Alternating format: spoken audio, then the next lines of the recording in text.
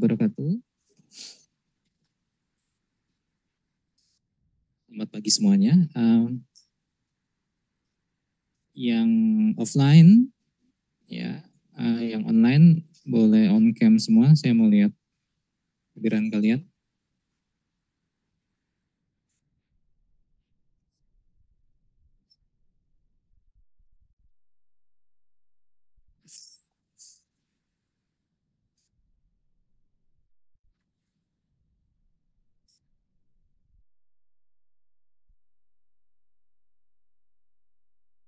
Hari ini kita akan diskusi tentang organa genitalia maskulin, ya, yang laki-laki.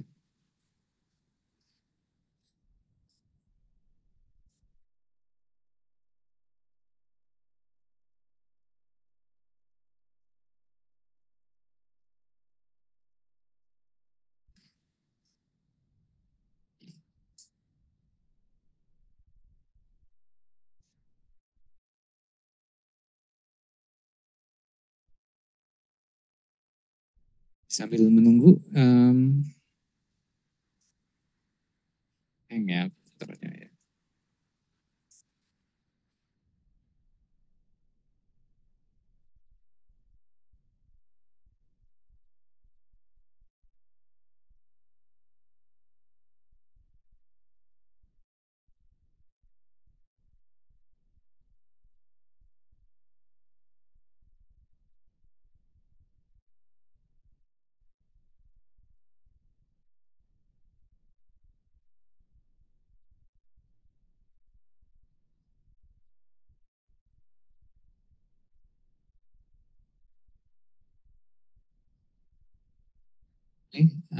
Sudah hidup.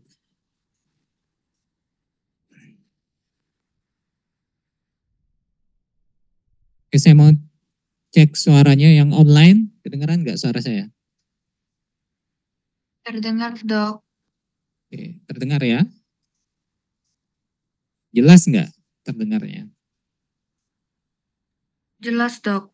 Oke, kalau jelas, bagus ya.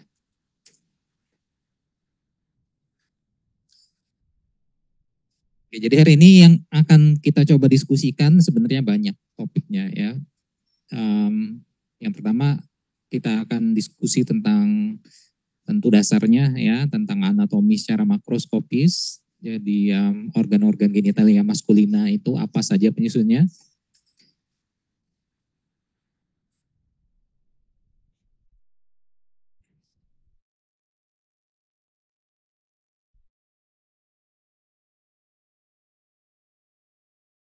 Mulai dari yang paling luar sampai yang terdalam nanti kita akan lihat ya, skrotum sampai glandula-glandula atau kelenjar-kelenjar seks.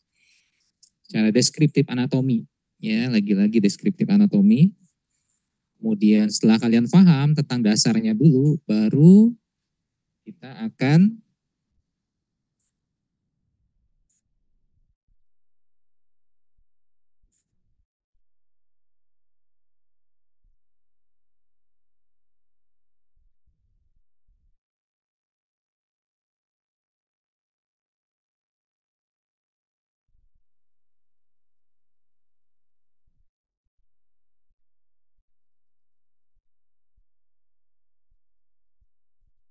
bisa ya, office-nya office lama ya, saya nggak bisa pakai.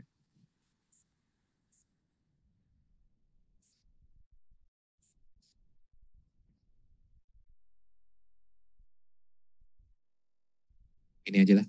Oke. Setelah kalian paham tentang deskripsi anatomi, ya landasannya sudah paham, baru kita lihat ya. Yang pertama akan kita lihat hubungan ya antar struktur lagi-lagi. Kenapa kita harus belajar struktur anatomi ini? Tentu ada gunanya ya, simpelnya gitu. Kita akan lihat kepentingannya apa ya. Kemudian kita akan pelajari yang paling akhir adalah aspek klinisnya. Nanti tentu setelah kalian paham ya anatomi, kemudian hubungan antar struktur, ya baru kita lihat aspek klinisnya yang akan berguna bagi kalian sebagai seorang dokter ya, simpelnya gitu. Oke, silakan kalian lihat. Jadi secara summary, ini topik kita ya, organel genitalia maskulina, ini yang akan kita pelajari ya. Organnya apa, fungsinya apa, ini secara summary sudah saya rangkum di sini ya. Secara umum ya, ini detailnya yang ada di sini, organnya detailnya mulai dari testis ya sampai ke penis ya. Kemudian fungsinya mulai dari produksi sperma sampai populasi ya, atau untuk pembuahan. Nah, ini adalah struktur dan fungsinya secara spesifik. Secara umum kalau kita generalkan, genitalia maskulina itu prinsipnya dasarnya tersusun atas ductus, tubulus, dan glandula. Simpelnya gitu aja ya, saluran-saluran dan kelenjar. Simpelnya gitu. Baru nanti salurannya apa, posisinya di mana, namanya akan beda ya. Misalnya ya, salurannya ada di kaput testis, kita sebut sebagai epididymis. Kemudian saluran yang ada di dalam penis kita sebut sebagai uretra paraspenil. Ya, simpelnya gitu. Ya, simpelnya ductus, tubulus, dan glandula, kelenjar. Fungsinya secara umum ya, ini sudah saya sebutkan, untuk produksi sperma atau gamet, hormon-hormon androgen ya, misalnya testosteron, dan untuk delivery sperma ya, untuk mengantarkan sperma ke traktus reproduktif female atau feminina ya. Ini secara umum ya, secara spesifik tentu berdasarkan fungsi organ ya, misalnya testis untuk produksi sperma, kemudian prostat untuk sekresi ya, larutan yang bersifat alkali, fungsinya untuk netralisasi keasaman dari genitalia femina ya. Penis untuk kopulasi. Jadi ini secara umum, secara spesifik ya. Ini yang akan kita lihat ya. Simpelnya gini ya. Anatominya beda lagi ya. Anatominya beda lagi. Kalau kita lihat ya, kalian perhatikan pada slide ya, organa genitalia maskulin itu posisinya ada 3 tempat ya. Jadi kita lihat dulu ya, posisinya ada di 3 kavum. Kavum abdomen, lo ada ya? Ya ada, nanti kita lihat yang mana sih. Kemudian kavum pelvis, ya ada di 2 kavum dan ada 1 regio perineum ya, di antara genitalia eksterna dengan anal kanal ya, dengan anus, yaitu regio perineum yang disebut. Jadi lokasinya ada di abdomen, ada di pelvis dan perineum. Ya, perineum ya tentu yang di luar, abdomen tentu yang interna. Logikanya gitu ya. Nah, ini ya. Ini adalah maskulin ya. Ini adalah feminin. Nanti kita lihat homolog-homolognya ya. Kalau saya bicara homolog, tinggal lihat warna ya. Nih lihat. Kalau saya, ini kalian perhatikan ada satu gambar yang memperbandingkan kedua struktur ini. Homologi antara genitalia interna, laki perempuan, lihat aja satu warna, ini adalah testis. Lihat yang warnanya sama, ovarium. Simpelnya gitu ya. Yang mana lagi ya? Nanti kita lihat. Oke. Oh. Ya, laki-laki itu terletak nih ya, prinsip ya, gonad pada laki-laki itu terletak di luar kavum abdomen atau kavum pelvis ya. Nih prinsip ya, kita lihat. Gonad ya, atau kelenjar seks atau testis itu pada laki-laki itu normalnya nggak ada di abdomen, nggak ada di kavum abdomen, nggak ada di kavum pelvis. Kenapa? Itu ada tujuannya. Ya, kalian perhatikan posisi ini ya, testis. Ini gonadnya ya, testisnya. Itu nggak ada ceritanya di dalam sini, abdomen atau di sini, pelvis. Selalu di sini. Kenapa? Itu ada tujuannya. Yang pertama, karena fungsinya untuk memproduksi gamet, spermatozoa, dan itu dibutuhkan suhu yang sangat spesifik. Ya, tidak boleh naik 1 derajat pun, 1-2 derajat pun. Oleh karena itu harus ada di luar kavum. Ya, karena nggak tahan. Cannot withstand, ya nggak tahan. Prosesnya akan tidak maksimal. Ya, spermatogenesisnya nggak akan maksimal. Itu ya alasannya. Jadi normalnya gini, ya posisinya gini, menggantung. Jadi kalian laki-laki nggak boleh manipulasi ya, dalam artian nggak usah pakai jeans yang ketat-ketat karena ini akan nempel di sini ya, tarik ya, udah diatur kayak gini ya. Kalau pakai jeans jangan yang ketat-ketat karena akan mempengaruhi produksi spermatozoa kalian ya. Itu ya. Ini pembagiannya secara umum. Kita bagi secara umum ya, ada yang di dalam, ada yang di luar, simpelnya gitu.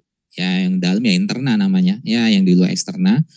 Yang di luar dulu simpel, tinggal tinggal kalian bayangkan ya apa yang kelihatan dari luar gitu aja deh. Ya, oke, yang pertama kelihatan penis, kemudian kelihatan kulitnya yang ini namanya skrotum yang membungkus testis ya. Kemudian yang ketiga adalah uretra yang bagian distal ya. Uretra kan banyak nih ya. Kalau saya bicara uretra banyak pars-parsnya ya. Yang saya maksudkan genitalia eksterna adalah yang bagian distal, yaitu yang pars penil ya, yang di sini. Nah, itu yang termasuk organel genitalia yang eksterna. Sisanya interna ya. Gitu cara ingatnya ya. Apa aja ya, tinggal lihat, ada testis, ada epididymis, ada vas deferens, ductus ejaculatorius, ya, vesicula seminalis, prostat, dan glandula bulbuletral ya. Yang mana yang di sini nanti? Ini testis, ini epididymis, ini saya lihat detail ini belakangnya. Ini vas deferens, ini ada prostat ya. Ini ada glandula vesicula seminalis, nanti lihat belakang lebih detail ya. Kalian ingetin yang eksterna, sisanya interna ya. Jangan sampai ketukar. Simpel kok. Baru kita lihat satu persatu ya. Yang interna tadi apa aja? Kita mulai dari yang pertama adalah testis. Yang nggak tahu testis ini ya. Nih, yang nggak tahu testis ini ya. Ini adalah glandula atau kelenjar pada genitalia maskulin yang memproduksi, ya sudah saya sebutin tadi ya, sperma dan hormon testosteron ya.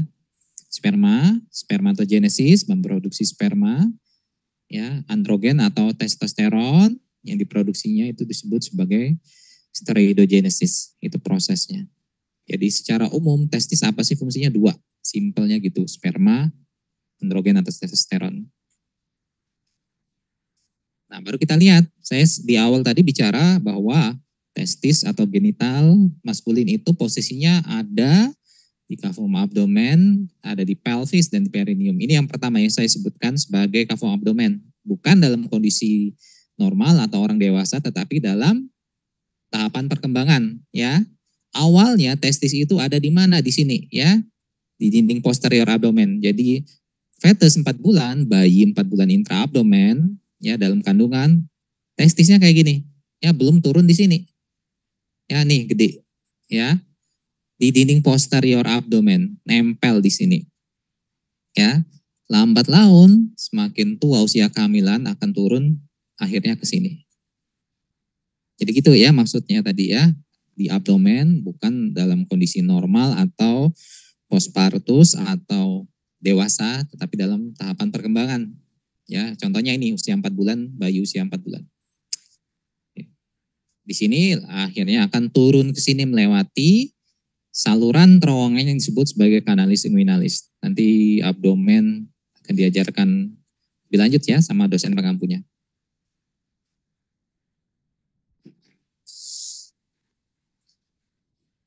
Nah, ini kalian perhatikan nanti kalau kalian lihat manekin banyak sekali ya, warna merah, warna biru, warna kuning itu adalah vaskuler nervous, ada limfatik. Ketika turun ya ke dalam skrotum kantungnya ini ngajak temen ya, ngajak pembuluh darah, ngajak nervous, ngajak limfatik dan ngajak vas deferens. Itu tahapan perkembangan. Nah, baru kita lihat struktur lanjutannya untuk testis itu sendiri. Ini deskriptif ya. Yang pertama, testis itu digantung dalam tanda kutip ya, suspend ya, difiksasi, simpelnya gitu aja deh ya, oleh funiculus spermaticus, bahasa Inggrisnya spermatic cord, funiculus spermaticus, seolah-olah digantung, simpelnya gitu ya. Yang mana gambarannya, nah ya, aja deh. Iya, kurang lebih di sini. Ini sebenarnya nggak kayak gini.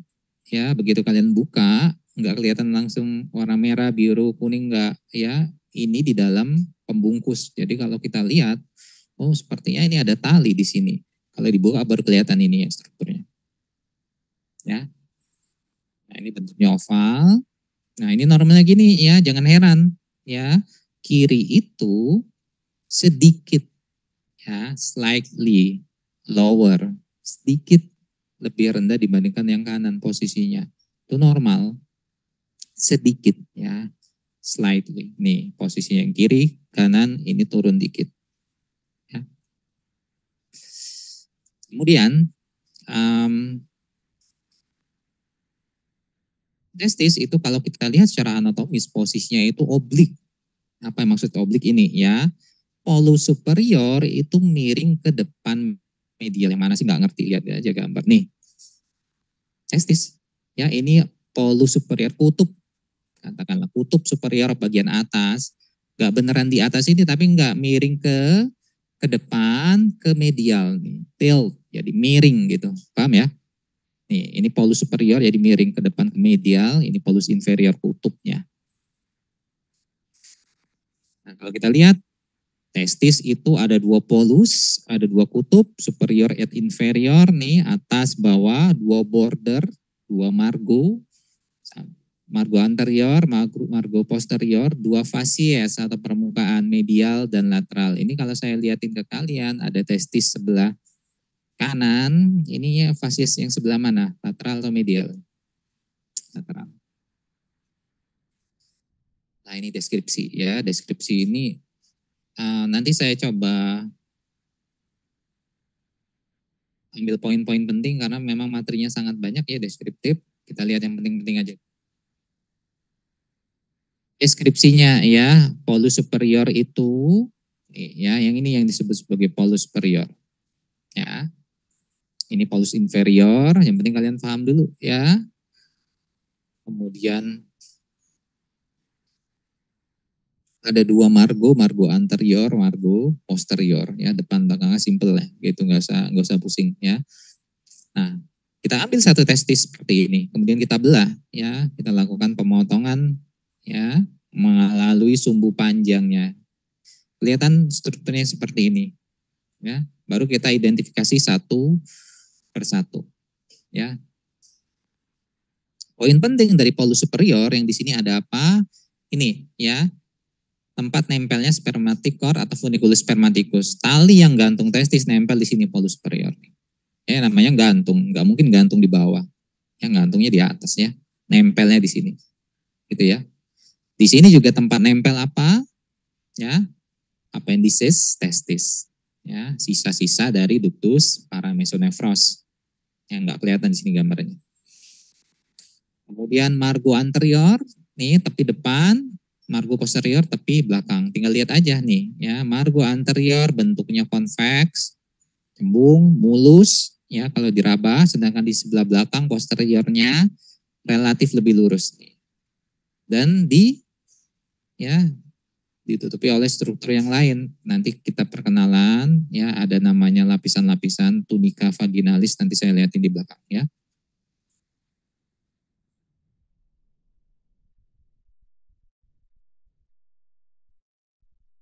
Kalau kita potong dari arah horizontal, seperti ini gambarannya. Nah, testis dan selubung-selubungnya. Yang ini adalah testis, kulitnya tadi namanya skrotum, dari skrotum sampai ke testis, kalian perhatikan banyak warnanya. Warna biru, warna kuning, dan selanjutnya sampai ketemu warna abu-abu. Itu ada namanya semua ya. Kita kenalan ya, satu persatu lapisan pelindung testis. Yang pertama adalah tunica vaginalis. Kalian perhatikan yang warnanya abu-abu ini, yang nempel langsung pada permukaan testis. Ya lihat ya, dari depan ke medial, ke lateral sampai ke posterior, bungkus benar testis. Itu tunica vaginalis. Kemudian tunica albuginea. Ya. Sorry. Tunica albuginea yang ini ya. Tunica albuginea yang abu-abu. Nah, yang tunica vaginalis yang warna ungu ini, ya ada dua lapisan. Ya, saya ulangi, albuginea ini yang melimpusi testis, ya, depan belakang 360 derajat. Di sebelah luarnya ada tunika vaginalis, ada 2 lapis ungu. Ya, yang pertama adalah lamina visceralis yang nempel langsung, ya, pada testis, pada permukaan sebelah luar tunika albuginea. Satu lagi, nih ya, kalian perhatikan gambarannya, flip, muter di sini di bagian posterior. Berlanjut sebagai tunika vaginalis lamina parietal. Kayak gitu-gitu aja ya, nggak sulit ya. Sama kayak pleura, parietal, visceral, sama kayak lapisan-lapisan perikardium, ya sama, ya prinsipnya gitu, ya. Sampai pada suatu posisi, ia akan muter balik flip, ganti nama, lamina visceral, lamina parietal. Konsekuensinya apa? Akan ada space, ruang potensial di antara keduanya, itu ya.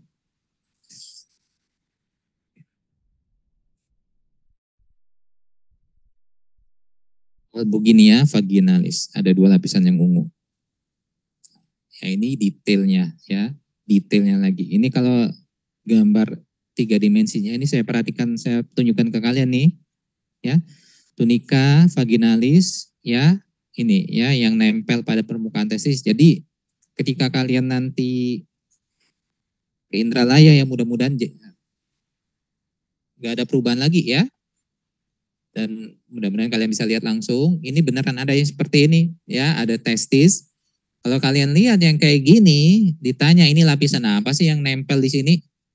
Jawabannya apa? Ya, tunika vaginalis lamina visceral. Ya, lamina visceralis. Gimana caranya mau lihat tunika albuginia? Ya, mesti dibuka dulu ya. Jadi normalnya ketika kalian buka kulit, buka spermatikot, ya, kemudian buka lapisan tunika vaginalis lamina parietal sampai dapat testis, yang kalian lihat di situ adalah testis plus tunika albuginea plus tunika vaginalis lamina visceralis. Ya, gitu ya.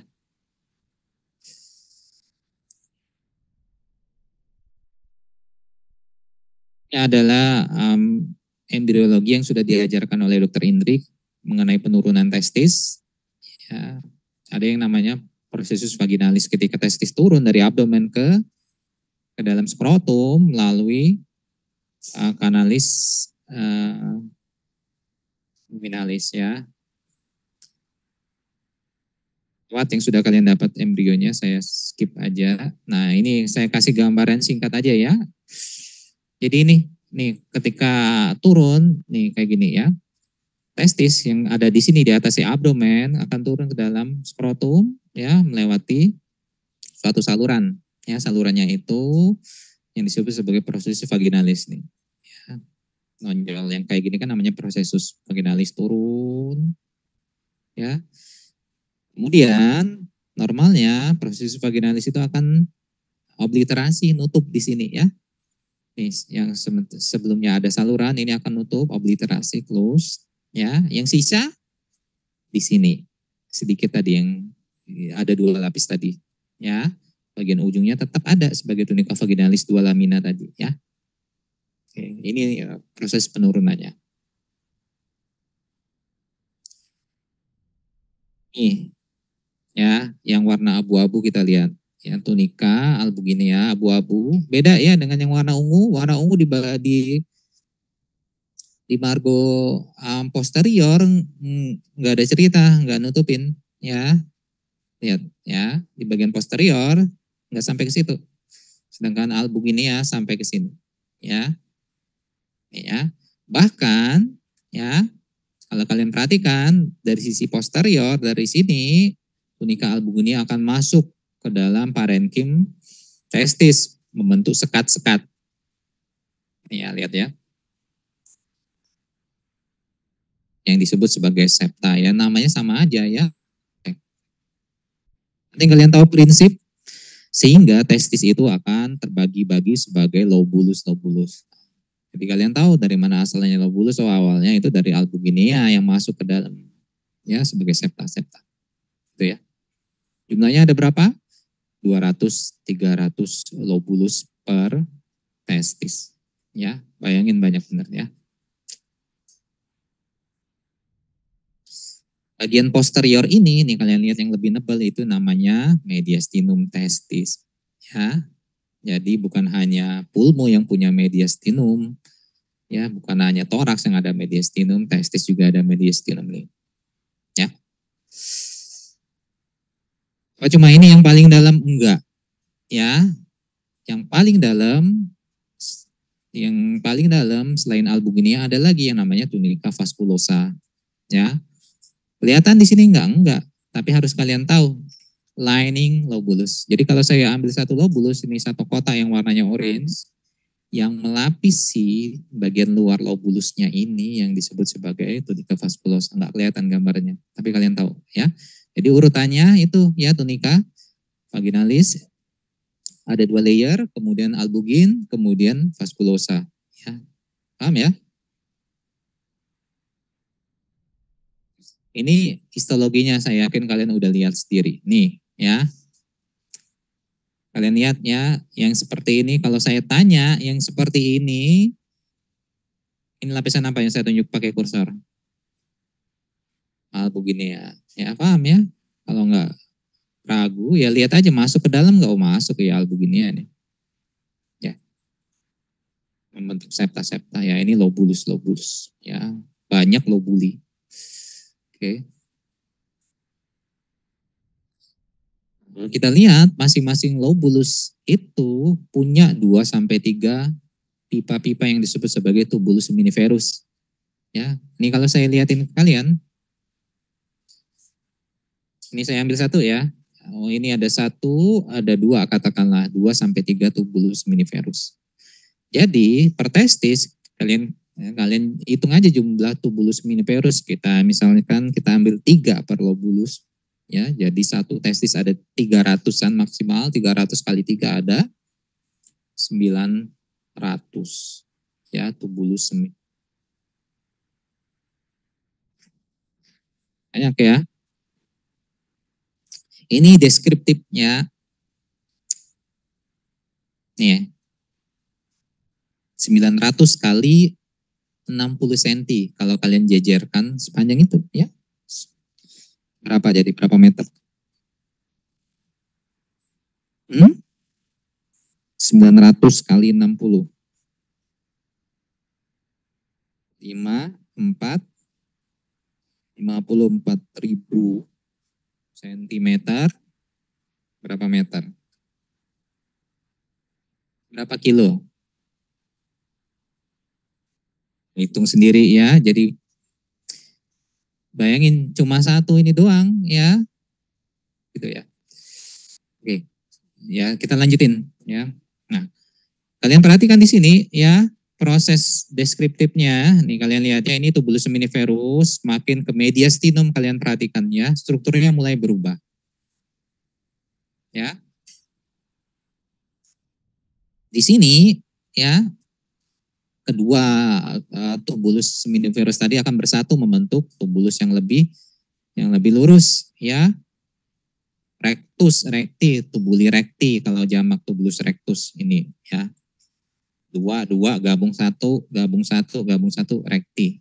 1 2 3 dan selanjutnya. Jumlahnya ada berapa? Lebih kurang ada 30-an ya, tubuli recti. Kalian perhatikan tubuli recti di sini, kemudian di mediastinum akan membentuk anastomosis hubungan dengan tubuli recti yang lain ya, saling berhubungan membentuk anyaman-anyaman saluran yang disebut sebagai retestis. Ini yang bentuknya berantakan ini adalah retestis. Ya. Dari sini retestis akan melahirkan lebih kurang 30-an tulus efferentes yang ini. Yang keluar dari sini dia adalah efferent, tulus efferent. Simpelnya gitu ya. Paham ya perjalanannya?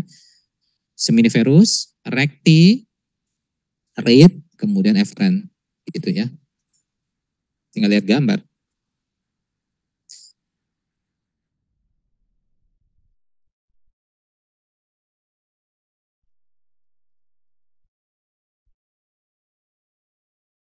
Saya lanjutkan. Ya, ini pengulangan lagi ya spermatozoa fungsinya ya. Ya ini histologi ya, saya lewatin yang sudah kalian dapetin histologinya ya. Ini lagi-lagi histologi, apa yang sudah kalian dapat di histologi saya nggak akan senggol-senggol ya, sudah kalian dapetin semua. Kita lanjutkan tentang ductus efferentes atau ductus efferentes, yang mana yang ini ya, keluar dari red testis menjadi ductus efferentes. Kemudian kalian perhatikan gambarannya ya, ketika sampai di sini ya, di bagian di bagian polus superior akan memasuki struktur lainnya yang disebut sebagai epididymis. Ya, mana ini? Ini ada kaput epididymis, kemudian ini nanti aja lah ya. Jadi seperti ini bentukannya. Ya, ductus efferentes, kemudian berlanjut sebagai saluran lain yaitu epididymis. Epididymis nanti ada pembagiannya lagi, ada kepala, badan, dan ada ekor. Kita lihat di belakang nanti. Dari sini epididymis akan berlanjut sebagai ductus deferens. Sudah simpel ya. Itu aja. Paham ya? Read, efferent, epididymis, ductus deferens. Itu ya. Ini epididymis ini yang bentuknya kayak gini ya.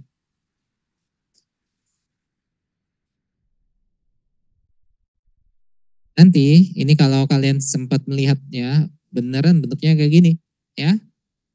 Testis di bagian di balus superiornya sampai ke margo posterior ini ditempelin struktur yang kayak gini yang disebut sebagai epididymis.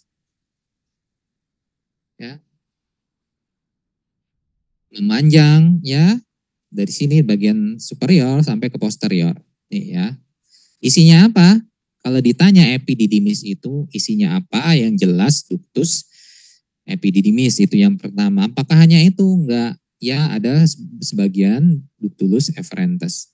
Lihat aja gambarannya. Nih ya. Ductus efferentes akan memasuki kaput atau kepala epididymis. Nih. Nih ya, ini kepalanya. Jadi isinya itu ada dua struktur. Ya. Efferentes ada di mana? Di kaputnya, di kepala. Ya, nggak ada ceritanya di korpus, di kauda, nggak ada. Lihat aja gambar nih, ya.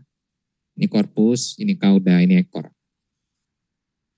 Ini korpusnya, ini bagian kaudanya.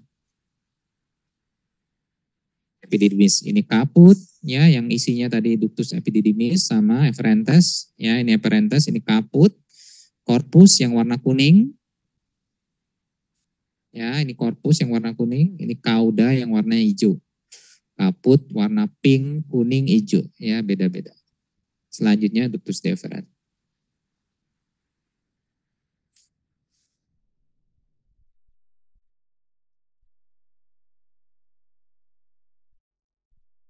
Sudah saya sebutin ada dua struktur yang ada di epididymis. Ya, tadi ductus efferentes ada di kaput. Ya, di korpus dengan kauda ada ductus epididymis. Ya. Selesai, ya, paham ya bentuk apa proses perjalanannya seperti itu. Kemudian kita lihat sambungannya. Saluran yang berikutnya adalah vas deferens. Ya, dari kauda, dari ekor epididymis tadi akan berlanjut sebagai saluran yang disebut sebagai vas deferens ini.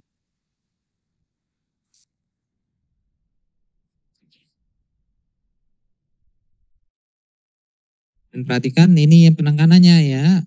Jadi vas deferens atau ductus deferens ini sifatnya adalah fibromuskular.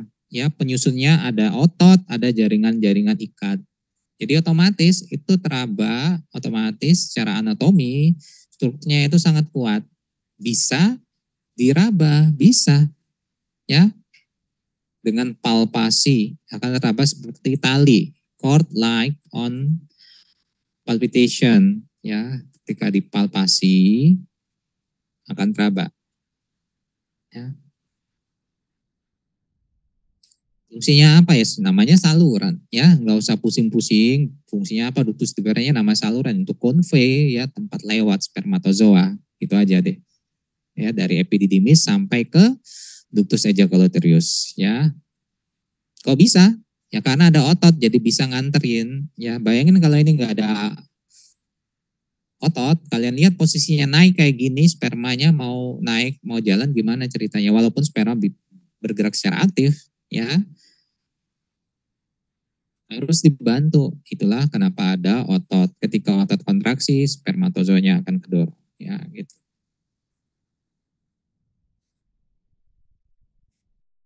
Terus, nah, nih dari sini, nih lihat perjalanannya, kalian lihat dulu ductus deferens dari sini, oh muter-muter, ya ke sini, oh ini apa sih, ya ini kalian sudah belajar, oh ini namanya tulang os pubis, kemudian muter ke sini yang warnanya merah ini adalah vesicula, vesika urinaria, oh lewat atasnya, kemudian nyungsep di bagian vesika urinaria di posterior. Nah di posterior kayak gini, ya posterior dari vesika buli-buli masuk ke kanan, ke kiri, ya nih masuk ke kanan ke kiri, ini bukan, ini adalah ureter, ya ini ureter nih dari ginjal nih, ginjal, ya kalian lihat posisinya ya, nyilang-nyilang kayak gini nih, oh disilang, ya disilang ureter. Sampai di sini akan membesar, ductus deferens disebut sebagai ampula. Ya. Nah, ini jalan-jalannya kayak gitu.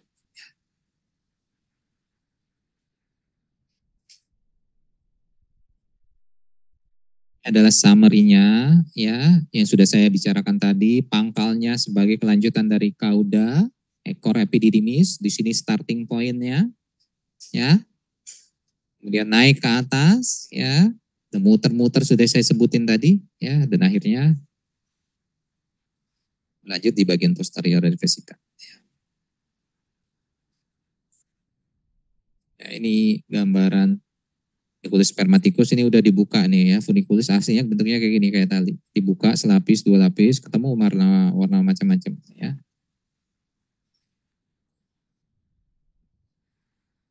Deskriptif anatomi, kalian baca, lihat gambar yang seperti ini, ada informasi penting, ya. Kalian lihat ini ductus deferens atau vas deferens yang warnanya kuning. Ya lihat dulu ya, oh di sini akan mutar, ya disilangi dua struktur warna merah, warna biru, ya.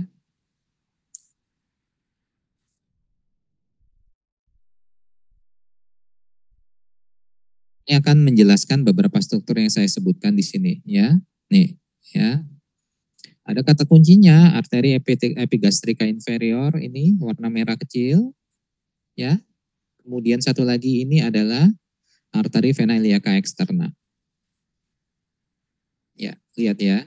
Yang mana yang di depan, yang mana yang di belakang. Ya, yang di depan ada arteri vena epigastrika inferior, di belakangnya ada iliaca externa. Jadi diapit kedua vaskular ini muter. Ingat-ingat gambarannya, ya. Sisanya akan ngikut sendiri. Ingat-ingat yang kayak gini, ya.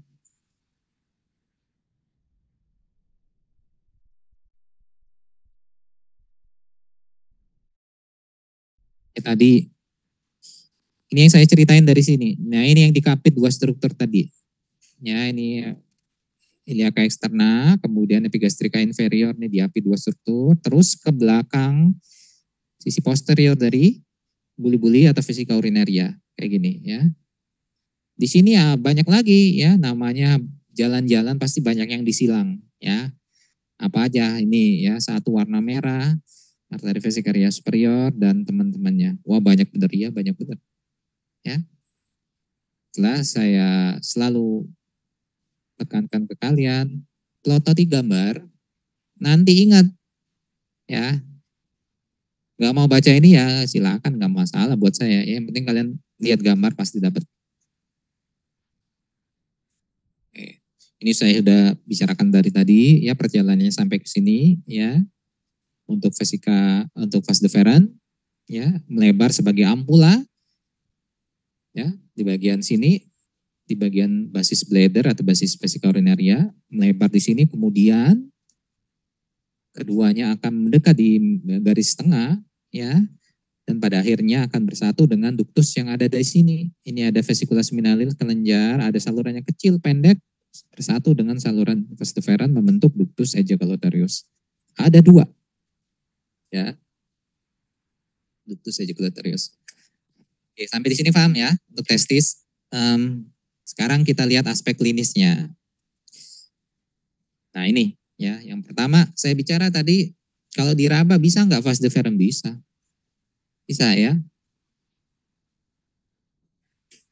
Ini bukan hal yang baru, bahkan dari zaman dulu ya, yang kayak gini udah tahu ya, udah pintar orang-orang yang namanya dikebiri ya kayak gini ya, dicari vas deferensnya, diraba ya. Nih ya,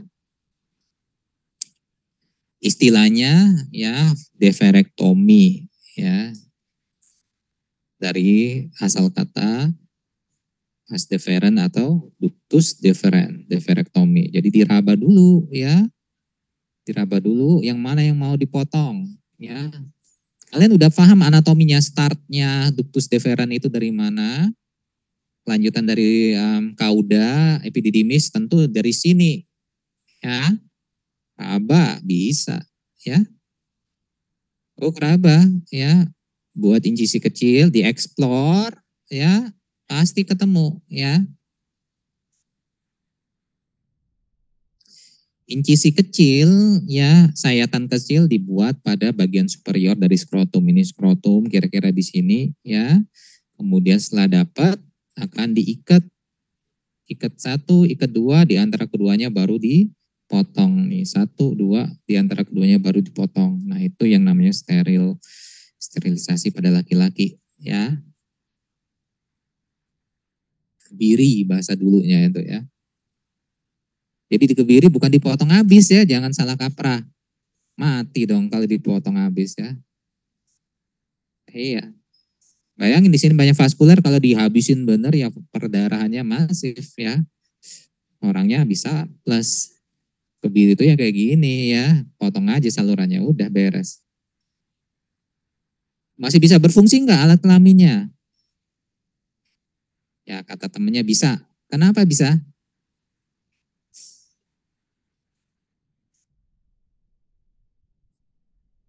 Ya sekilas info ya. Jadi yang di-cut di sini adalah aliran dari spermatozoa. Fungsi dari testis tadi memproduksi sperma. Oke, bisa kita cut di sini. Spermanya nggak akan kemana-mana ya, tetap di sini aja. Ya, mau keluar yang melebar kemana-mana di sini minimal gitu. Fungsi satu lagi testosteron. Ya, saya tanya deh ya. Uh, Setengah jam lagi ya.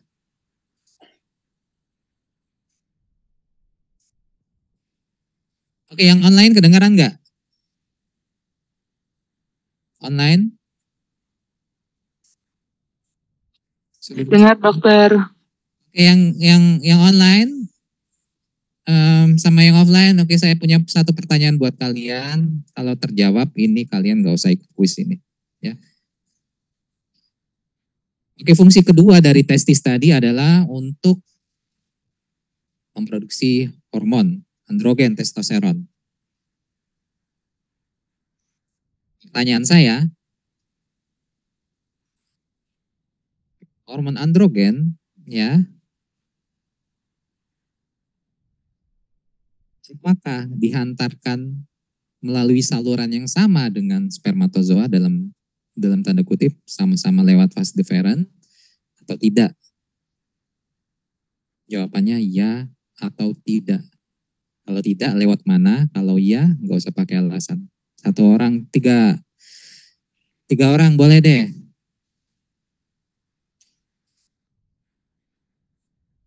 Testosteron, androgen lewat tempat yang sama enggak? Lewat yang dilewatin testis. Tempat produksinya kan sama tuh, testis.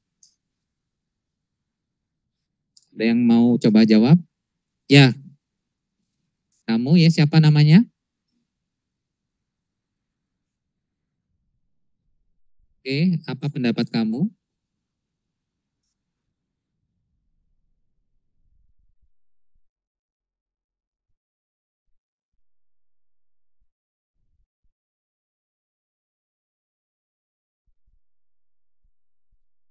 Oke, oke. vaskular, jadi penyebarannya atau masuk ke sistemis melalui pembuluh darah ya, tentu namanya banyak pembuluh darahnya ya. Nanti kalian perhatikan. Jadi nggak lewat vas deferens? Nggak ya? Oke, ya kamu WA saya ya, kamu benar poin kamu 100 ya. Jadi nggak ada ceritanya kita cut vas deferens, androgen atau testosteron yang berhenti situ, enggak. Hormon ya penyebarannya bukan lewat situ. Vaskuler ya, setelah dihasilkan di testis nanti akan masuk ke vaskuler, ke sistemik melalui pembuluh darah. Namanya apa ya nanti aja, bukan saatnya ya. Prinsipnya gitu. Hormon nggak ada ceritanya lewat gitu ya. Repot dong kalau nggak hormon testosteronnya kita cut di vas deferens, nggak bisa kemana-mana ya. Kan banyak fungsinya testosteron. Ya ini gambaran aslinya, ya kecil aja ya incisinya di situ ya. Nah ini gambar aslinya nih ya. Nanti kalian bisa lihat di ligasi ya. Kayak gini ya. Apa bisa langsung ketemu kayak gini? Harusnya enggak ya. Enggak dong. Ya, katanya tadi tesis digantung oleh funiculus spermaticus. Jadi kalau mau cari ductus deferens yang harus dibuka dulu funiculusnya. Ini sketsa gampang, operasinya ribet ya. Sudah ketemu tali funiculus spermaticus, funiculusnya dibuka lagi sampai dicari ketemu yang kayak gini. Gitu ya. Oke, next kita bicara apa lagi ya? Ini udah. Kelenjar, saya bicarakan sedikit kelenjar maskulin. Yang pertama itu adalah vesiculus minalis. Ya ini udah lihat gambarannya. Ya, yang penting lihat dulu. Tahu posisi, bisa membayangkan di sini. Oh ada di basis, ada bagian posterior dari vesikula, dari vesika urinaria. Oke. Nah ini ya posisinya ada di base, di basis, di belakang, di posterior. Kemudian lihat bentukannya kayak gini. Ini adalah prostat. Ya, posisi prostat dan vesikula bisa kalian bayangkan, vesikula ada di sebelah atasnya, superiornya ya. Bisa kalian bayangkan. Yang kayak gini aja, nggak usah pusing. Yang penting fungsinya ini ya, untuk sekresi ya, cairan-cairan yang bersifat alkalin. Alkali itu basa. Ya. Tentu fungsinya untuk mengurangi atau menetralisir asidisas atau keasaman dari genitalia feminim perempuan. Bayangin kalau nggak ada yang netralin ya, itu kuman mati, sperma kalau nggak ada gini mati di situ ya. Di dalam vagina itu proteksinya ya hebat ya, jadi harus dinetralisir. Kalau kita lihat detailnya, cairannya itu mengandung fruktosa, ya fruktosa lihat ya salah satu jenis gula, pasti fungsinya buat makanan. Ya makanan siapa ya? Sperma bisa ya.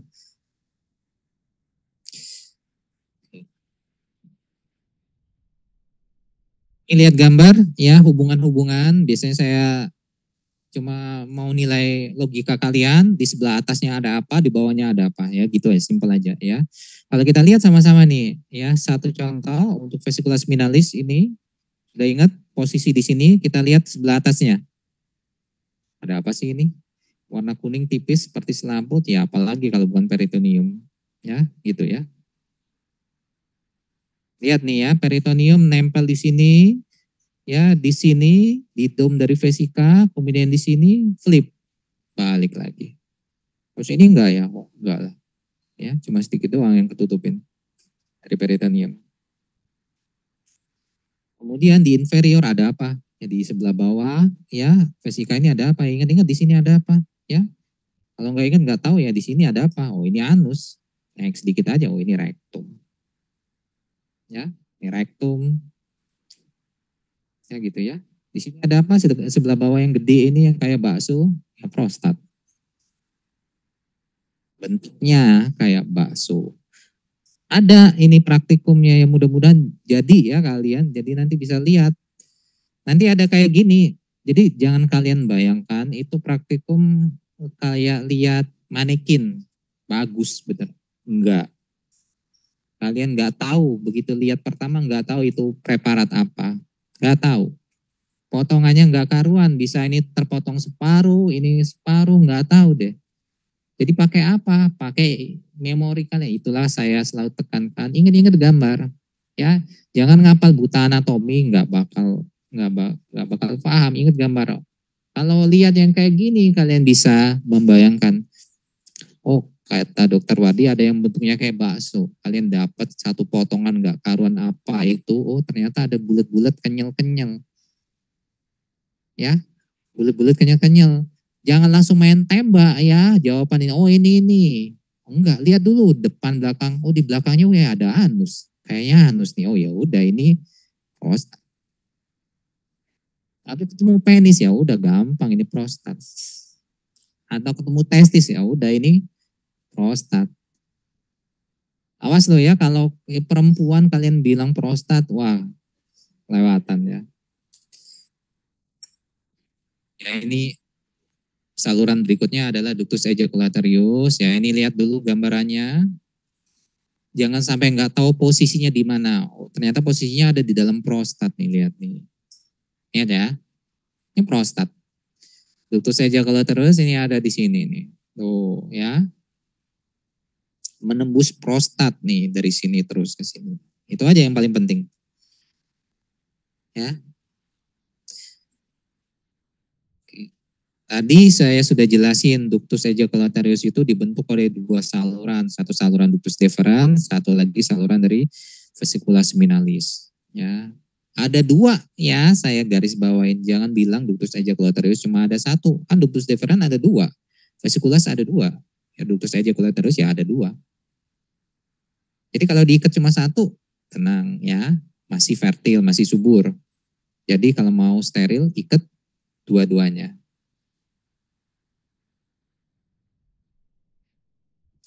Nih ya, ini saya potong lewat prostat, lewat uretra, pars prostatica. Ini ada dua lubang kecil. Nah ini yang disebut tadi. Oh ternyata beneran ada dua. Ada muara atau opening dari ductus ejaculatorius. Ya beneran ada ya.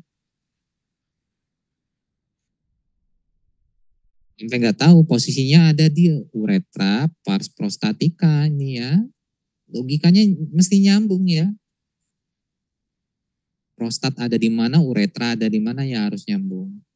Ya, ini kelenjar-kelenjar yang lain, lihat dulu ini ya gambarannya kecil, ini kayak kacang. Ini prostat, ini kelenjarnya bulbuletra. Kalau saya lihatin dari depan nih kanan kiri ada dua.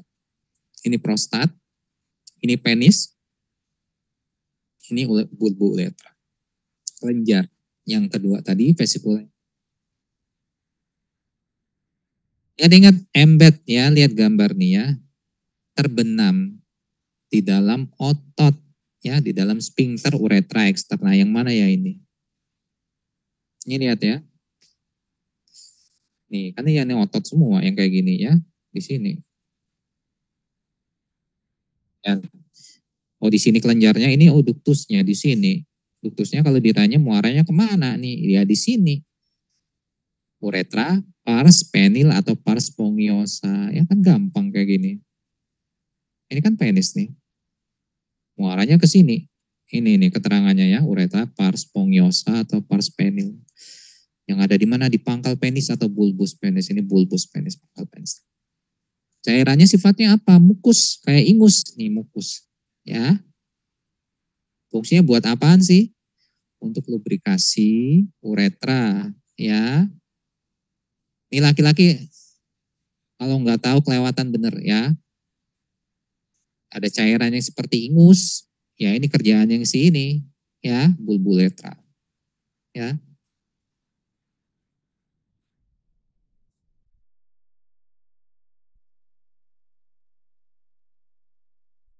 Nah, saya kasih intro sedikit untuk prostat. Nanti kalian bisa baca di textbook.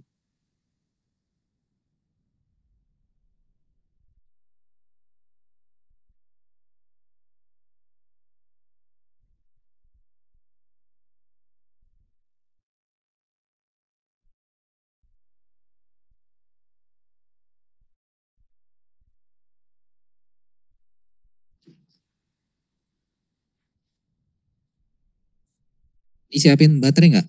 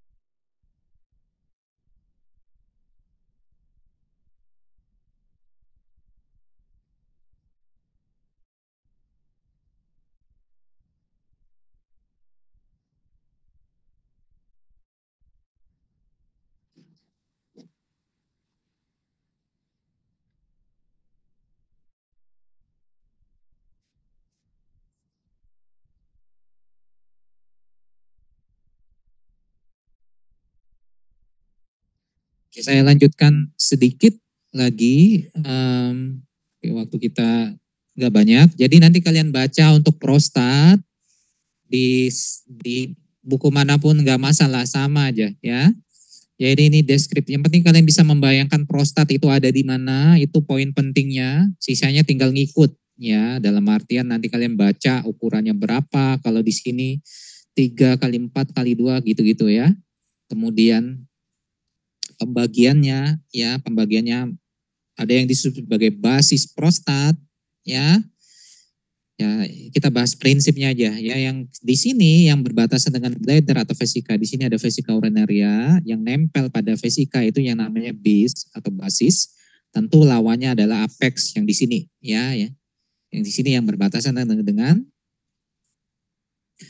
uretra, pars ya, yang ada sphincternya di sini ya.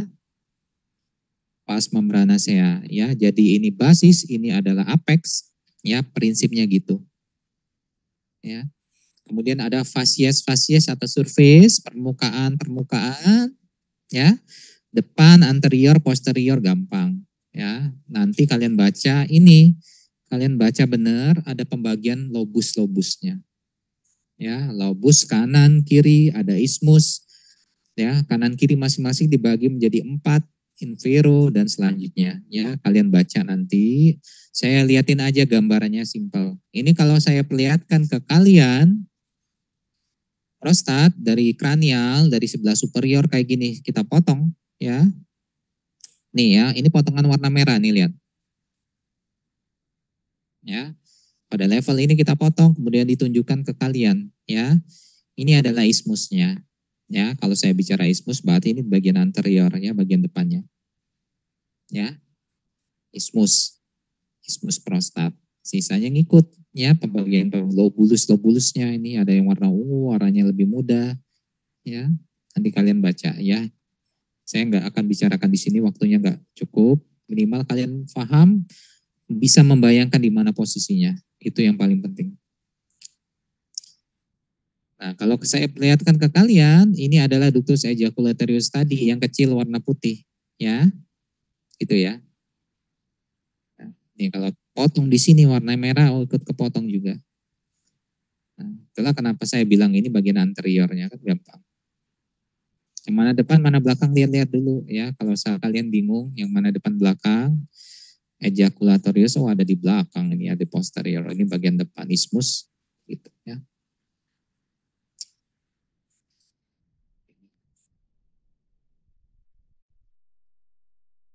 Sisanya baca nanti Lobulus kalian harus baca, kemudian kalian baca sedikit tentang supply-supply-nya ya, darahnya baca. Nah, baru kita lihat case yang kedua nih. Oke, ini kasus klinis ya, 26 tahun laki-laki datang dengan keluhan skrotum sebelah kiri bengkak. Pada pemeriksaan Pada pemeriksaan ya pembengkakannya itu non tender ya, non tender itu enggak nyeri ya, ketika diraba dipalpasi itu tidak nyeri, enggak ada nyerinya. Not reducible, enggak berkurang ya, misalnya ukurannya segede bola kasti, kalian palpasi, kalian dorong-dorong ke atas enggak kurang ya. Pertanyaan buat kalian,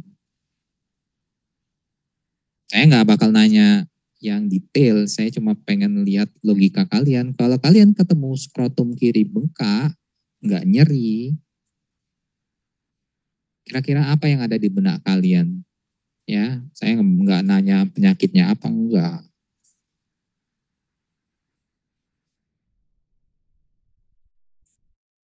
Tulis yang kedua, boleh tunjuk tangan. Ya,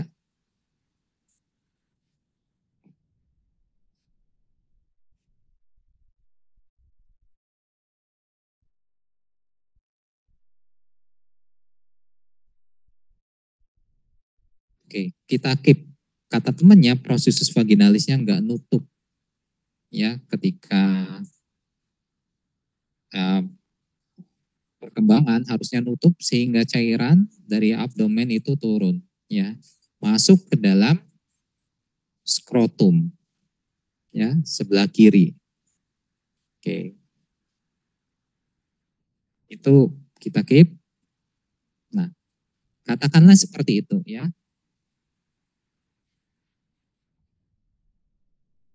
Ada ikutan nih, saya mau lihat logika kamu ya. Pertanyaannya, kamu mesti ngapain untuk memastiin? Kata kamu, oh kemungkinan ini cairan nih. Kemungkinan cairan. Ya, sudah kamu pegang-pegang itu nggak nyeri, nggak berkurang. Untuk mastiin cairan gimana tuh? Gimana? Hmm?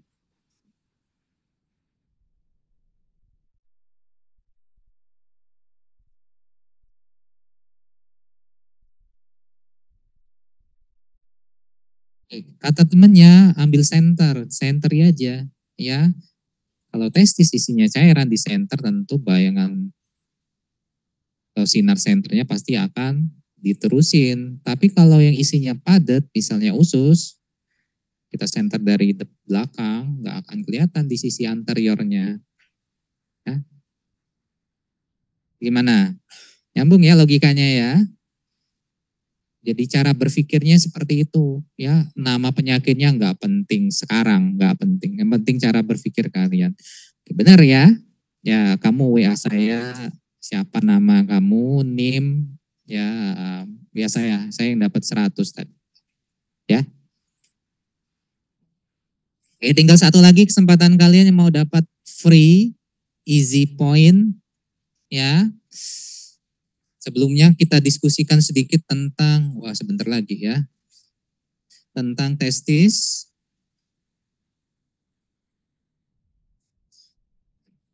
tentang penis ya. Ini tentang penis. Oke.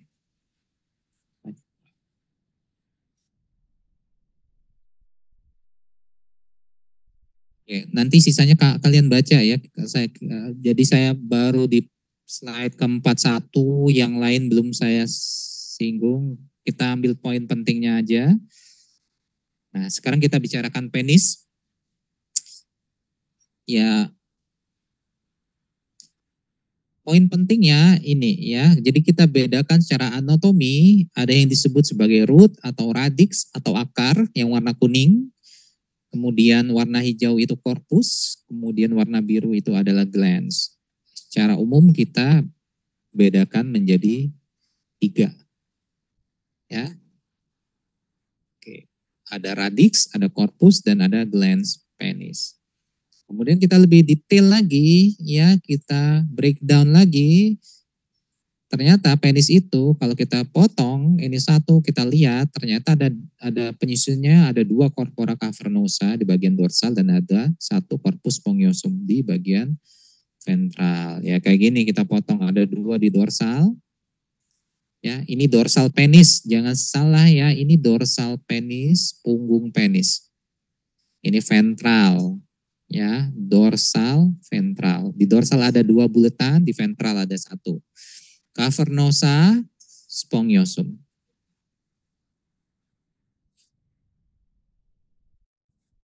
Ini tadi, ya, ini bagian radiksnya, bagian akarnya. Penis ada akar, ya, akar tentu yang namanya akar itu nempel di, ya, nempel kalau akar tanamannya ya terbenam nempel di tanah, ya gitu. Nah, penis sama aja ada tempat nempelnya ya. Apa ya? Tulang, logikanya gitu. Ya. Nah, sekarang kita lihat sedikit, ya, poin-poin pentingnya.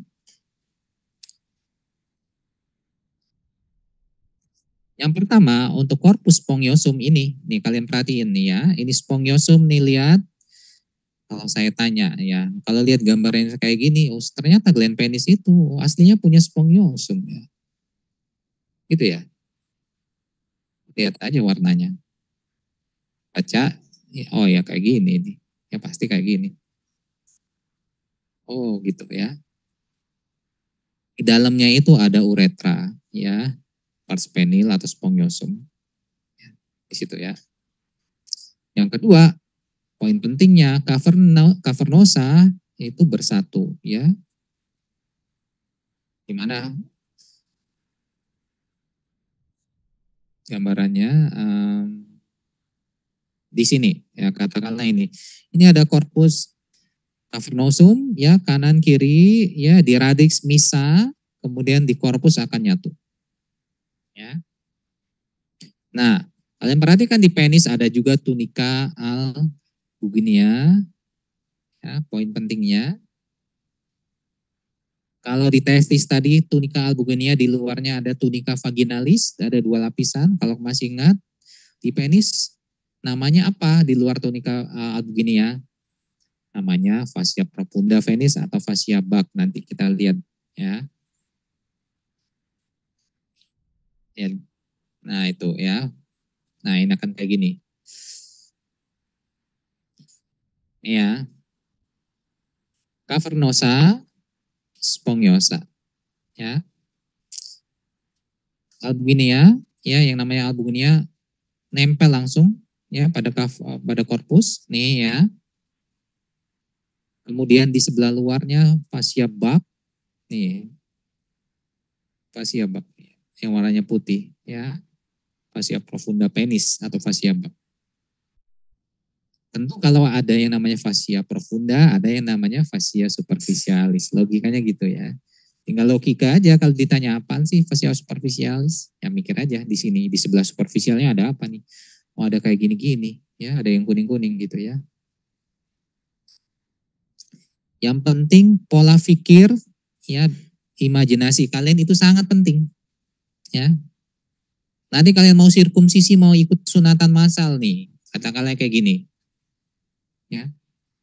Apa yang di, ya apa yang di jepit, yang diklaim harus paham, ya. Nah, kita lihat dulu yang namanya radix atau akar dari penis. Ini bagian akarnya, pembagiannya ada yang nonjol kayak gini yang namanya bulbus, yang di kanan kiri namanya krus, ya itu pembagiannya. Ini yang disebut sebagai radix akar, ya. Bulbus di sini ini adalah krus. Kalau ditanya bulbus itu siapa yang punya? Spongiosa. Krus siapa yang punya? Cavernosa, ya. Nah, masing ini yang saya sebutin tadi yang namanya akar itu ada tempat nempel ya. Tulang yaitu margo dari ramus isiopubicum ya gini ya. Ini di sini nempelnya ya. Ini namanya ramus isiopubis ya. Ya. Nempel di tulang ya, tulang kemaluan ya, pubis. Ada sedikit bagian isiumnya. Ya kalau nggak tahu tempat nempel radix akar penis logika aja ya namanya penis nempelnya di tulang kemaluan ya pubis-pubis gitu ya. Jadi logikanya harus dipakai untuk menentukan. Nah, sekarang bulbus kita lihat ya. Bulbus nempel juga nggak? Nempel. Bukan di tulang ya, tapi di membrana perineal. Ya, membrana perineal. Kalau ini ditutupin oleh otot, ini juga ditutupin otot. Ini kalau dikupas nih, lihat nih ya, warnanya merah-merah ini pasti otot. Ini bulbus juga otot, ya. Ini tadi yang namanya crus, ini kan aslinya punya cavernea. Ya namanya ototnya apa ya? Tinggal lihat di sini ada ischium musculus ischiocavernosa. Ya, ini otot yang nempel di sini apa? Bulbus spongiosa, ya, gitu ya. Gak usah diapalin kayak gini ya, yang penting paham. Nanti kalau lihat pertanyaan kan gampang, tinggal conteng-conteng ya. Atau mau essay ujiannya. Enak essay ya. Ya ini korpus gampang ya. Sudah saya jelasin di pangkal ada 2, di dorsal ada 1 di ventral ya. Nah ini saya sebutin tadi ya. Gland penis kalian nggak baca ini udah tahu, lihat kayak gini, gland penis itu aslinya punya spongiosa. Oh ini berarti pelebaran dari spongiosa di bagian distal ya ini. Enlargement conical seperti kerucut ya. Known as gland penis, punya spongiosa. Jadi nggak usah pusing, enak kalau paham. Oke, itu yang pentingnya.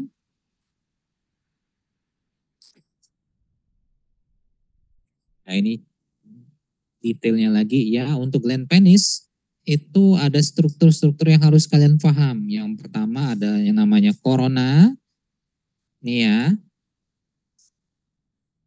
corona glandis, kemudian ada fossa naviculare, ini sering dimasuk ujian kalau kakak tingkatnya dulu ya, di sini, gitu-gitu ya, enak nanyanya.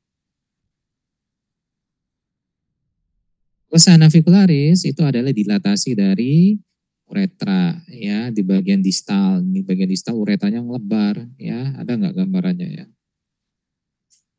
Ya ini, nih distal di gland, nih uretranya ngelebar nih ya, ini fossa. Ya namanya fossa gitu ya.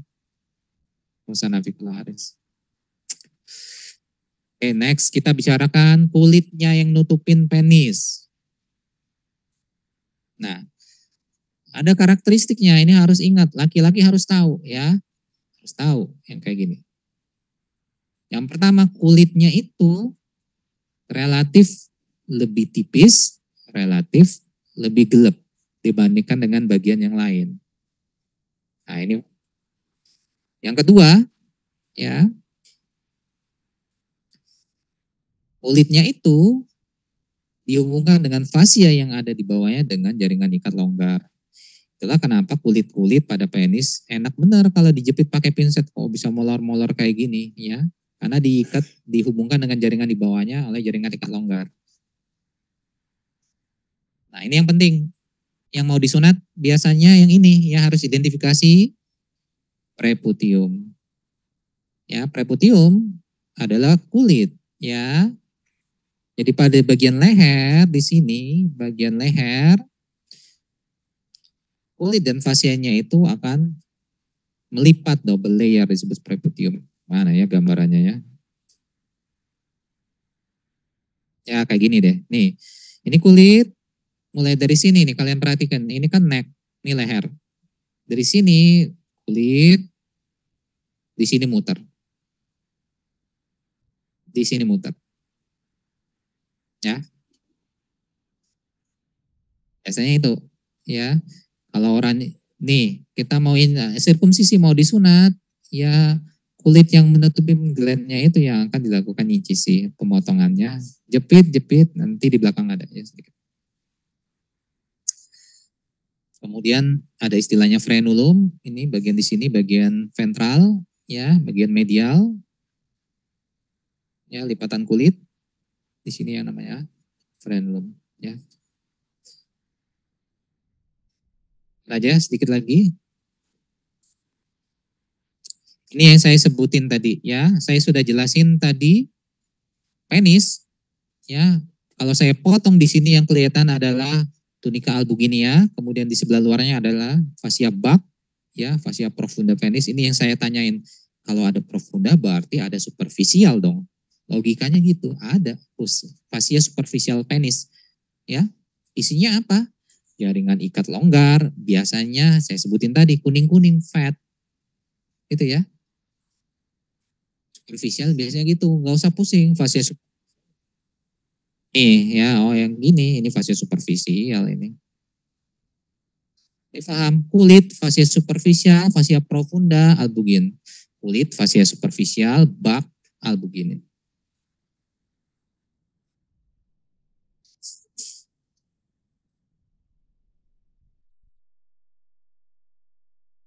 Ya. Selain ada lemak, ada juga jaringan-jaringan ototnya, ya. Ada, ya. Ini deskriptif, ya. Di abdomen, fasia superficial nih, lihat yang kuning-kuning nih. Nah, tentu ke atas ya lanjut sebagai yang kuning-kuning juga sama aja lah fasia superficial abdomen. Di sini di perineum sama aja nih kuning-kuning, di sini perineum lanjut sebagai fasia superficial perineum. Ya liatin aja gambaran, ya nggak usah pusing, ya.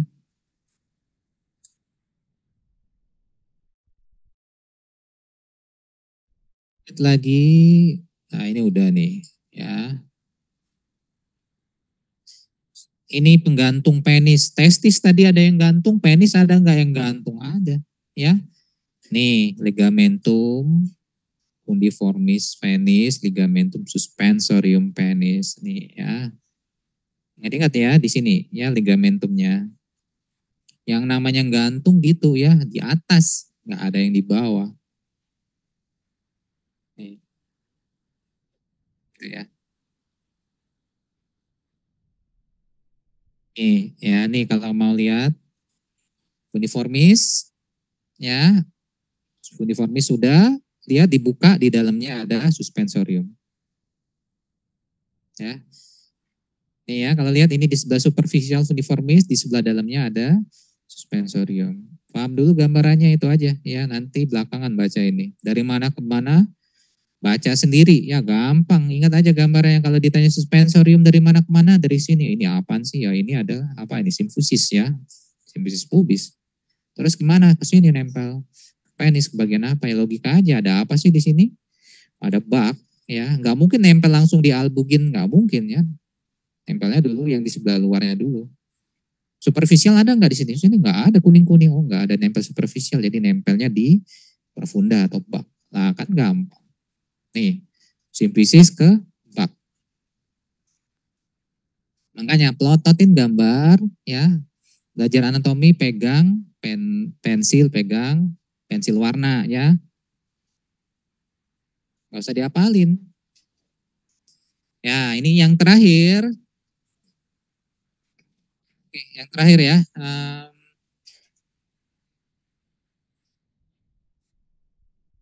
Aspek klinisnya kita lihat. Yang pertama itu normalnya muara uretra itu ada di tip di sini, di ujung penis. Ya, ada yang menyebutnya sebagai orificium uretra externum ya. Orificium OUE di sini. Normalnya ada di sini, tetapi dalam abnormal bergeser posisinya muara uretra. Bisa di sini salah satu contohnya. Ya, di sisi ventral. Saya sebutnya sebagai di sisi ventral nih ya. Ini yang disebut sebagai hipospadia. Di mana bisa posisinya? Bisa aja di mana aja sepanjang di sini. Ya, bisa di sini, di korpus yang namanya penil hipospadia, bisa aja di sini dekat skrotum yang namanya skrotal hipospadia, lubangnya di sini bisa, atau di sini dekat gland namanya granular hipospadia. Ya, bisa. Lumayan ya kejadiannya 1:300. Jadi yang kayak gini nanti kalian ikut TBM, diajak sunatan massal, kalau ketemu yang kayak gini jangan langsung disunat. Ya, sunat kan preputiumnya dibuang kulitnya, jangan.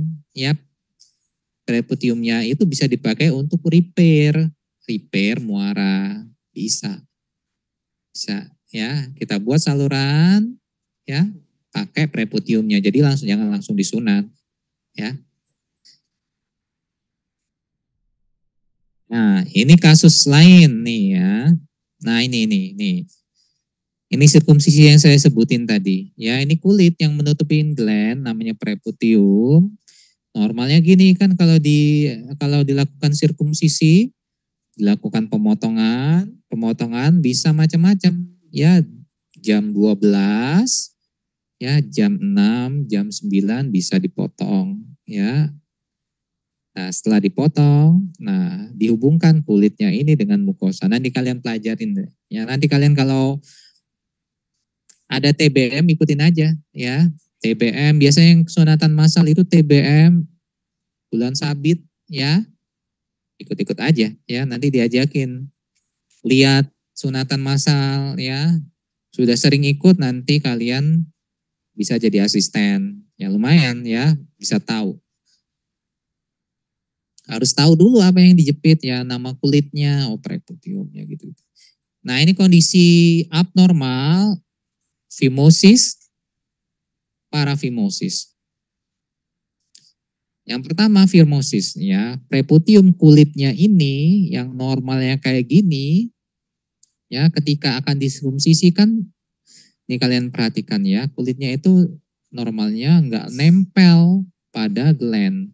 Jadi ketika sudah dipotong bisa ditarik kanan kiri itu gampang. Tapi kondisi-kondisi tertentu kulit yang menutupi gland itu nempel benar di sini. Bahasa Palembangnya kulup. Ya, orang Palembang tahu. Kulup, kulupan. Nempel, jadi nggak bisa ditarik ya kulitnya. Jadi gimana dong caranya? Kulitnya itu nempel langsung pada gland. Nempel lengket, bisa nggak dibebasin? Bisa. Ya, bisa. Parafimosis yang lebih bahaya lagi, ya. Parafimosis yang lebih bahaya lagi, ya. Kondisi normal yang punya adik laki-laki biasanya senang tuh mainin ininya, preputiumnya, ya, ditarik ke sini, ya. Lihatin aja tuh yang punya adik laki-laki ya, yang masih kecil-kecil, biasanya sih tahapan perkembangan emang kayak gitu, ya, tahapan perkembangan kayak gitu. Sering mainin ya, preputiumnya ditarik, ya, ketarik ke leher penis, ya, yang cilakanya, ya, begitu ditarik bisa kejepit. Itu yang disebut sebagai parafimosis. Udah bisa ditarik ke sini, nggak taunya kejepit, nggak bisa lagi. Bahaya apa? Ini bahayanya ya kalau jepit di leher penis, di gland sini, bagian distalnya akan kurang vaskuler, kurang suplai darah, ya. Biasanya nyeri, sakit bener ini. Ya mau nggak mau langsung sunat aja ini. Fimosis, parafimosis ya gitu ya. Aduh, waktu kita habis, jadi PR kalian adalah membaca sisa, ini slide ke-54, nanti baca aja ya, sampai ke clinical application ada 20-30 slide. Sebelum saya tutup kuliahnya, saya mau kasih penekanan dulu yang harus, ya ini baca ya, waktu kita nggak banyak. Ini skrotum tadi, ini apalin ya urutan-urutannya, mulai dari luar ke dalam, kulit, ya, kemudian fasia-fasianya, ya, ini kalian hafalkan, gampang kok, tinggal lihat gambar aja, baca keterangan, lihat gambar, nggak sulit, gampang. Kalian baca. Nah yang ini yang sedikit ribet, kalian baca-baca ya, arteri untuk supply male genitalia. Kalau ditanya testis siapa? Ya arteri testicularis. Epididymis siapa? Arteri testicularis. Ya simple, nggak sulit. Nah ini yang sering ketemu ya, bermasalah vena yang menghandle mendrainasi dari genitalia itu ada yang namanya disebut sebagai plexus venosus pampiniformis. Yang warna biru yang bentuk anyaman yang enggak karuan ini. Ya, plexus venosus pamphiniformis. Ya, ada di sini. Nih ya.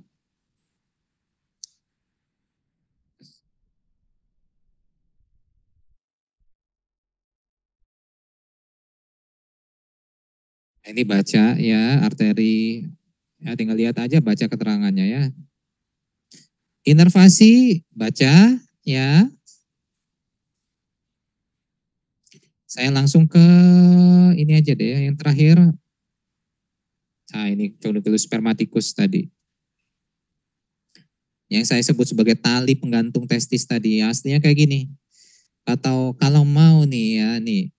Kalau mau melakukan vasektomi, mau mengikat vas deferens ya, nggak langsung ketemu, enggak.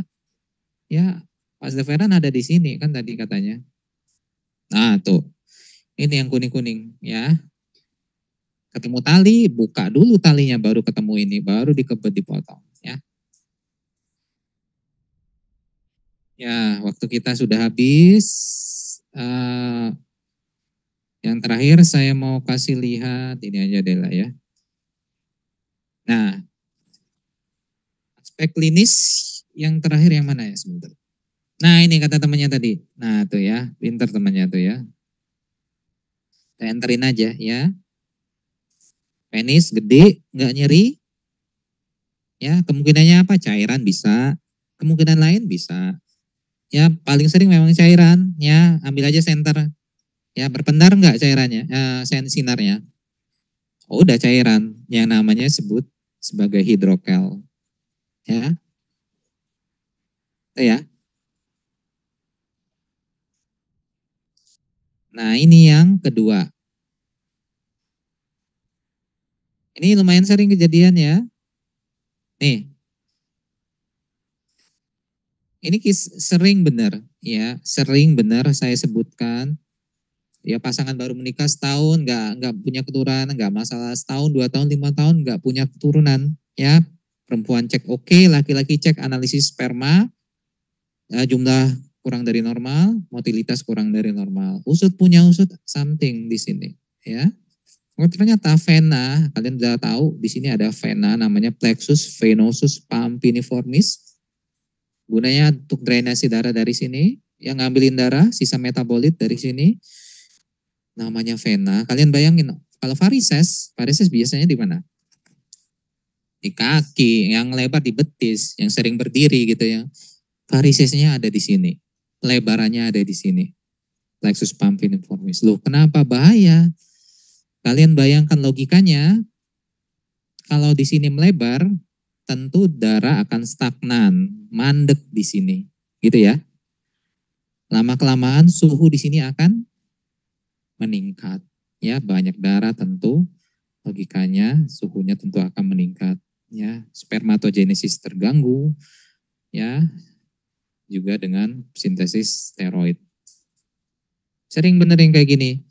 Oh, sudah ketahuan oleh dokter bedah urolog, langsung dioperasi, diangkat. Ya, yang mana yang varises.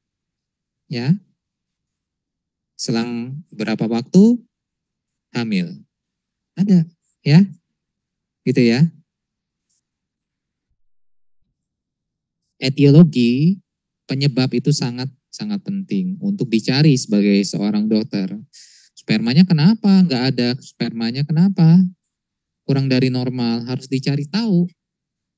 Ya, yang kejadian yang kayak gini. Ya, ini yang namanya varikokel. Varikokel, dilatasi varises plexus pamphiniformis gitu. Ya, kenapa bisa melebar yang nggak tahu ya namanya penyakit. Tapi ya, tapi ada yang kayak gini. Ada yang kompleks kayak gini nih, saya sebutin ya. Nutcracker syndrome. Nutcracker. Kacang tahu kacang? Ya, orang-orang barat kalau mau makan kacang biasanya pakai pemecah kacang gitu ya, penyepit. Nutcracker. Nih kalian lihat ya. Nih lihat. Dalam normal, kondisi normal SMA arteri mesenterika superior. Nih. Di sini ya, ini aorta abdominalis. Di sini ini adalah vena renalis sinistra, ini ginjal kiri. Kondisi normal kayak gini. Tapi dalam kondisi tertentu nutcracker kejepit ya vena renal sinistra seperti gambaran nutcracker ya, kejepit kayak mau mesain kacang gitu ya, kayak gini.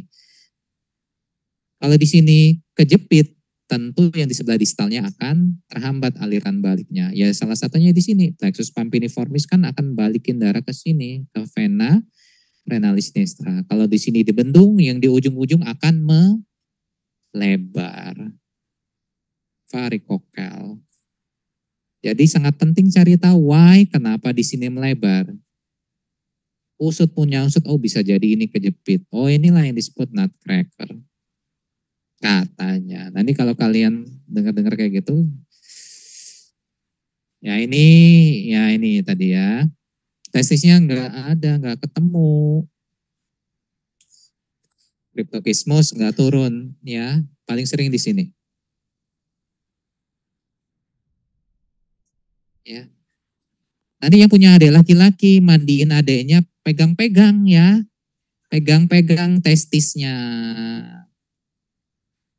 Ya mudah-mudahan oke semua. Tapi kalau nggak keraba, jangan langsung, oh kata dokter Wardi itu kriptokismus. Ya nanti dulu ya, pegang yang benar, siapa tahu.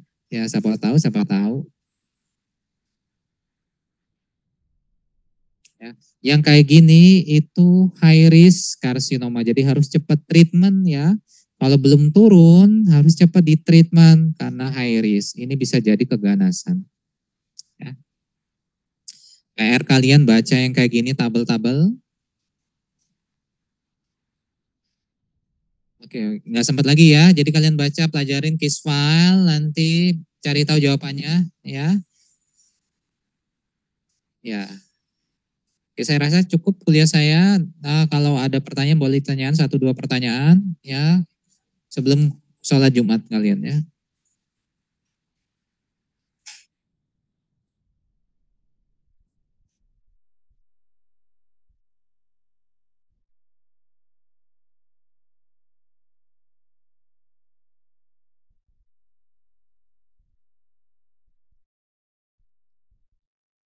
Ini kelas apa ini sekarang?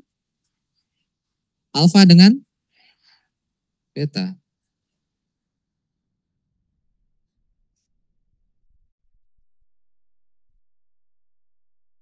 Oke, Ade Tiara kelas apa ya Ade Tiara? Anissa, bukan kelas kalian ya? Gama ya? Ya oke. Oke, karena waktunya mepet, kalau nggak ada pertanyaan saya tutup kuliah kita. Nanti lain hari kita akan kuis ya, seperti biasa online kemungkinan via Google Form.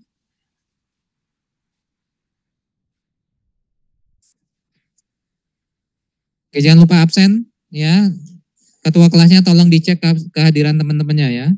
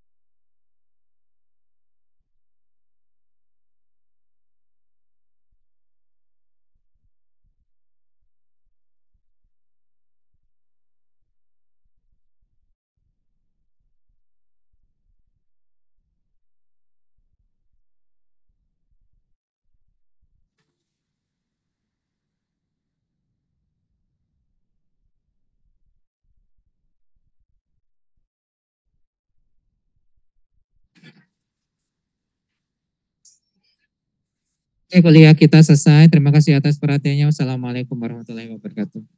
Waalaikumsalam warahmatullahi wabarakatuh. Makasih, Dok.